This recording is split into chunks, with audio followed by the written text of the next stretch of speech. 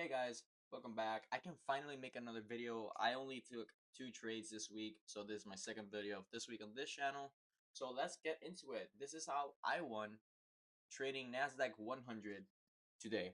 So let's start off with marking our hourly highs and lows, as we always do, because that's just part of our strategy. So what we do and how we start is we mark out our highs and lows. As you can see, these are my highs right here. I marked out these two highs and a low right here and another low right here. Those are the points of liquidity that I based off today because those were the closest, and that's just how we start my strategy. That is the step one of my strategy. Now, let me delete the circles. Let me delete the circles so that we can get right into the trade and we can start looking for what I looked after. So I go down to a 5-minute chart, market open, and I'm waiting for news, guys, because we had consumer sentiment at 10 o'clock. So, yes, by the way, took out liquidity before, but that S&T failed. And up top, we didn't have an S&T, so we don't give a shit about any of that. So that's why I can only have one chart today.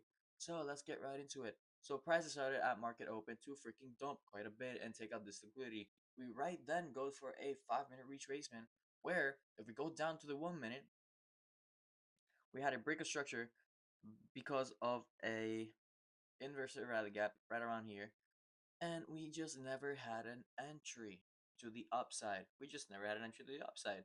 And also we're waiting news. So why do we want to go longs? Because we know we have a high impact news in like 15 minutes. So we go back to the 5 minute. We go back to the 5 minute and we're like, damn, let's wait for news. So news happens, and news was bearish, by the way. News was bearish. So since price consolidating and we didn't take out this liquidity, I'm like, I don't know what's gonna happen.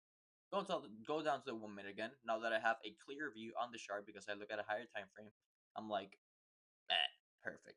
This candle right here at 10, this is the news candle. And as we can see right here, what did this two candle do? We broke structure to the downside prior to news, and this for Valley Gap was the only for Valley Gap that was holding for a bullish confluence to the upside and to take out this hourly high. What does this mean, guys?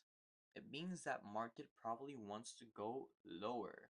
That's the story that the market's telling us. It's telling us that we took out liquidity, we decided to go high without giving an entry, and this Fair Valley gap that was holding, that it was our optimal entry that we wanted to go for longs before news, got invalidated, and we also broke structure.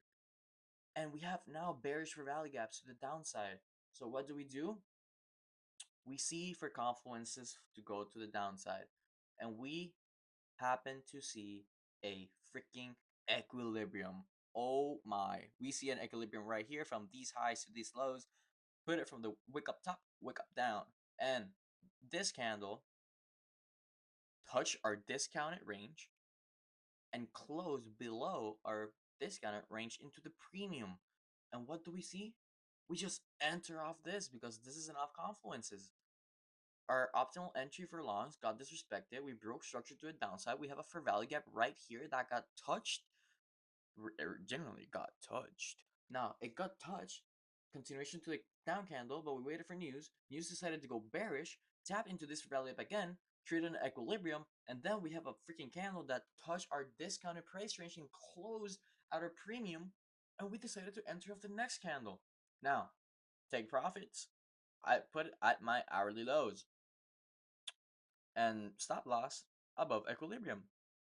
And one thing that I could have done better, left the runner.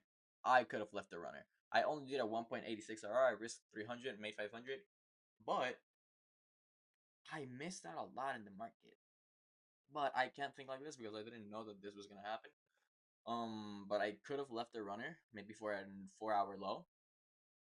But that was the trade that I took today. And finally, guys, I was gonna end this week on red, but I ended up break even, not break even, like $100 profit. But that's green week's a green week. Hopefully next week price is better, but I doubt it because I think Trump puts out his tariffs next week. So we're gonna have to see about that. Ooh, my cousin's trades that I told him to put a runner to 4 hour lows is actually gonna hit. Amazing. So anyway, that's the that's the trade that I took today. I hope you all had a wonderful day. If you have any questions on the trade that I took today, please leave them down in the comment section down below. By the way, I trade free on the Discord that me and my cousin have for free. I just want to build a community with people that I like-minded people, because that's how you become successful in life. So, hope you'll have a wonderful day. Um, hey, if you had a negative losing week, that's fine. Game's game. Things happen for a reason. Learn from them. Back this in the weekend, and remember to drink your water, go to the gym, do whatever. See ya. Have a good day.